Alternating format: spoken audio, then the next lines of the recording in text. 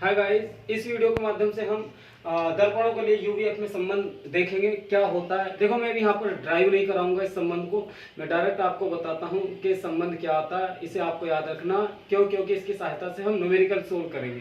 कुछ आंकिक प्रश्न हैं जो इस फॉर्मूले पर दिए हैं, तो इस फॉर्मूले को लगा करके हम आंकिक प्रश्न सोल्व करेंगे। यानी कि यहाँ पर यूवीएफ तीन यहाँ पर दूरियां दी है, यूवीएफ दिया है।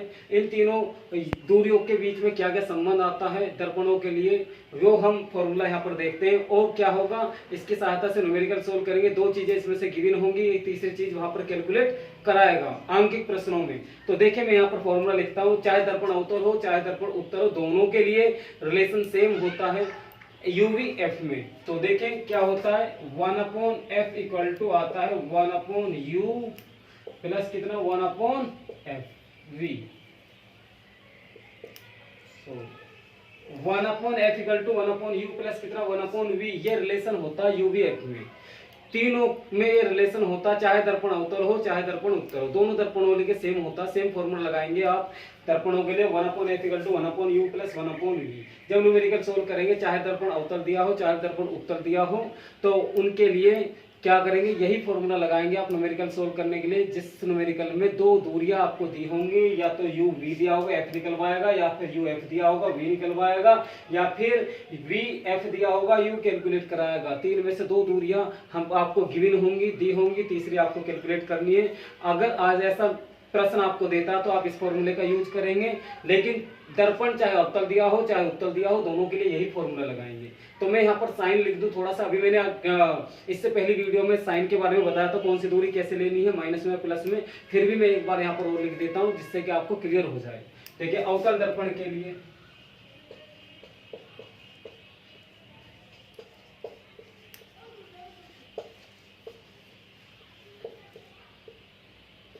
अवतल दर्पण के लिए u माइनस में लिया जाएगा।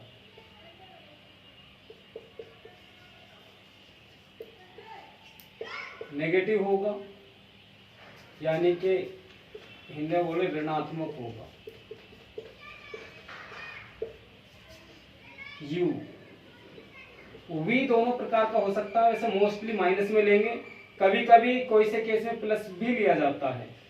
ठीक, पॉजिटिव, नेगेटिव,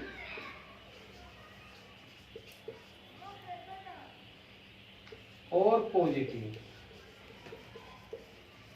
लेकिन हम नेगेटिव लेकर के जाते हैं, ज्यादातर केसों में हम क्या लेते हैं, नेगेटिव लेते हैं।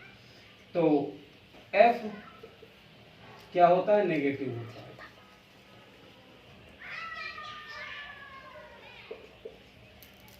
यानी कि क्या होगा, ऋणात्मक। r भी नेगेटिव होगा।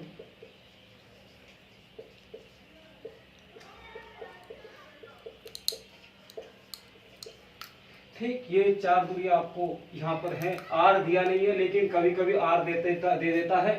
न्यूमेरिकल में f कैलकुलेट करना होता है r की सहायता से, फिर f कैलकुलेट हो जाता है। कोई और दूरी आपकी u या v दी होती है तो कोई सी एक कैलकुलेट करवाता है। तो यहाँ r का भी इंपॉर्टेंस है। तो देखें, ये समझ आ गया होगा। अवतल दर्पण के लिए मैंने लिखा u नेगेटिव होता है, v नेगेटिव प्लस पॉजिटिव दोनों हो सकता है, लेकिन हम माइनस में लेकर के जाते हैं, नेगेटिव लेते हैं। मैंने यहाँ लिख दिया, कभी कभी एक कंडीशन में पॉजिटिव हो सकता है, लेकिन हम नेगेटिव लेकर के जाएंगे। तो f यहाँ पर देखिए नेगेटिव होता है, तो हमेशा नेगेटिव होता है, यानी कि अवतल दर्पण की फोकस दूरी हमेशा माइनस में होती है। और वक्रता त्रिज्या ये भी नेगेटिव होती है अवतल दर्पण के लिए। उत्तल दर्पण के लिए मैं यहाँ पर लिख देता हूँ,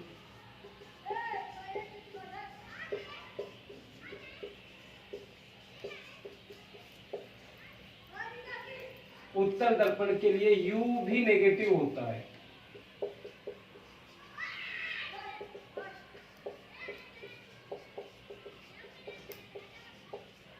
ऋणात्मक होगा,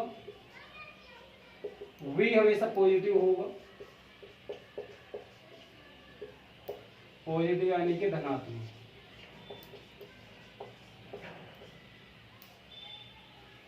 f पॉजिटिव होगा,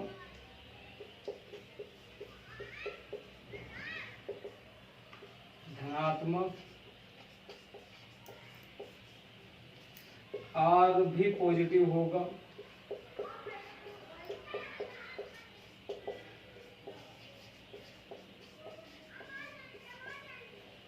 ठीक है गाइस, देखें ये चीजें आपको याद रखनी है। उत्तल दर्पण के लिए क्या लेना, दूरी को कैसे मेजर करना, और अवतल दर्पण के लिए कैसे लेना, आप लोगों को मैंने बता दिया। और विद साइन न्यूमेरिकल करते समय, न्यूमेरिकल सोल्व करते समय आपको ये सारी दूरियां विद साइन यानी कि साइन के साथ रखनी है। पॉजिटिव साइन को तो रखते नहीं है, लेकिन अगर नेगेटिव में दिए तो नेगेटिव के साथ ही आप न्यूमेरिकल सोल्व करते समय इस दूरी को पुट करेंगे न्यूमेरिकल में। तो सो गाइस यहाँ पर देखें यूवी दर्पणों के लिए यूवीएफ में संबंध मैंने बताया कि ना दोनों दर्पणों के लिए 1/f = 1/u + 1/v होता है। तीनों में रिलेशन होता है। कैसे कैसे दूरियों को लेते हैं, क्या क्या होती है दूरी, ये मैंने बता दी। यू क्या होता है, वस्तु के ना दर्पण से वस्तु तक की दूरी होती है। अवतल दर्पण के लिए नेगेटिव होती है। वी प्रतिबिंब यानी कि दर्पण से प्रतिबिंब तक की दूरी होती है।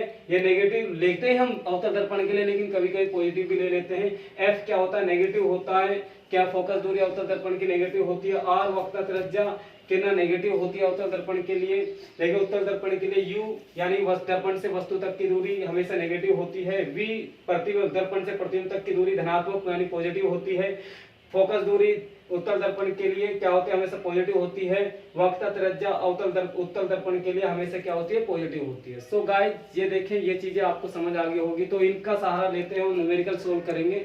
बहुत ही आसानी से हम न्यूमेरिकल सोल्व कर लेंगे इन सब चीजों का सहारा लेते हुए और इस फॉर्मूले की सहायता से। सो गाइस समझ आ गया होगा, तब तक के लिए ओके बाय।